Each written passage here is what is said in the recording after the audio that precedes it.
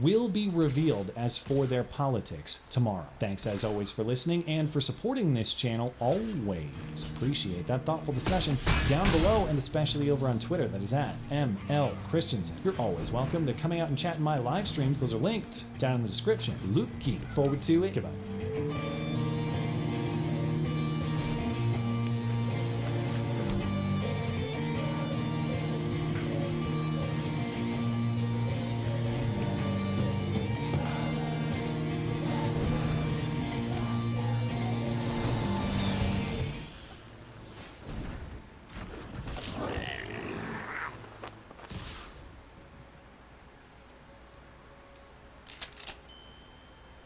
Aside from the obvious destruction and violence, the most frustrating thing about the last week of riots is the incoherence, the lack of explanation for what exactly the grievance is and what exactly we can all do about it to address the issue constructively. As far as the George Floyd case that is the purported reason for this chaos, it's difficult to argue that America is some broadly racist country complicit in and approving of his death when, one, there's still no evidence that his death had anything to do with racial bias, at least not yet.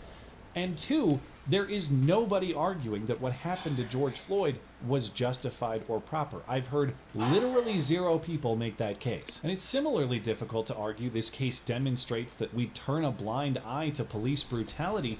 The officer responsible is sitting in jail charged with murder. And Minnesota Attorney General Keith Ellison, an ally of Antifa,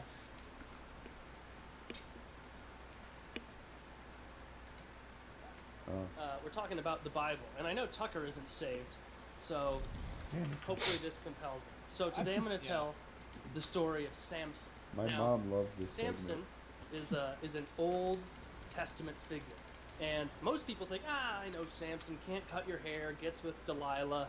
Nay. They don't know the whole story of Samson, and it's longer, but there aren't necessarily more lessons. You got to look for them. So it begins in the prequel stage of Samson, going to his parents. So, as with many things for the Jews, they did something that pissed God off, and God said, fuck you, you're going out of my presence again, go be slaves to some other people. And so there's some time into that, all the Israelites and Jews are really upset, and just waiting for that next judge or prophet to come down and pull them out of this muck.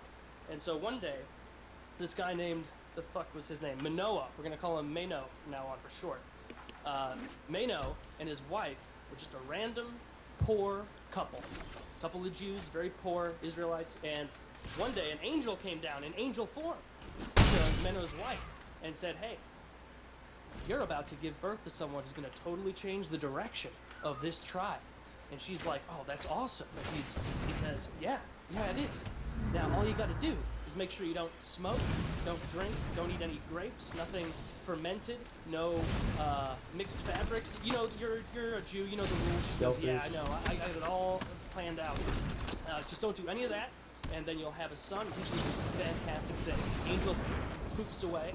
She goes back to her husband, Mano, and it's like, you will not believe what happened. And I'm going to read in the NIV Bible, the New International Version. This is exactly what she says. I'm going to say it in Trump's voice because it makes sense. A man of God came to me. He looked like an angel of God. Very awesome. That's what she said in the Bible. She goes upstairs. It was very awesome. And the husband goes, oh my God, so all you got to do is like not drink or smoke or anything, and then this kid's going to come out good? She goes, yeah. He goes, all right, well, like, what do we do afterward? Like when the kid's here, how do we raise him then? She goes, oh, I didn't ask him that. Shit. Like, should we call him back? It's like an angel. We can't call him back. And so he goes to the temple, prays, and he goes, please send someone else here and tell us how to raise the kid. Like, we get it. Don't make a little fetal alcohol syndrome baby. But after he's born, how do we make sure he becomes a good dude and does all the things you want?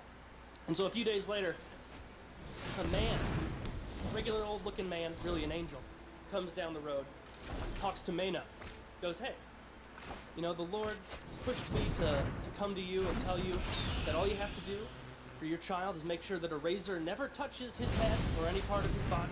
A razor is in like, removing hair. And also make sure that your wife abides by all those rules I said before. And he was like, okay, yeah, it's not that helpful, but you are just a guy, you're not an angel, so how God wants me to figure it out. Okay, whatever, he doesn't know this guy's an angel. He goes, well, at the very least, let me be hospitable. Stay with me for a day. And the angel, who's not letting on, goes, No, I don't want to state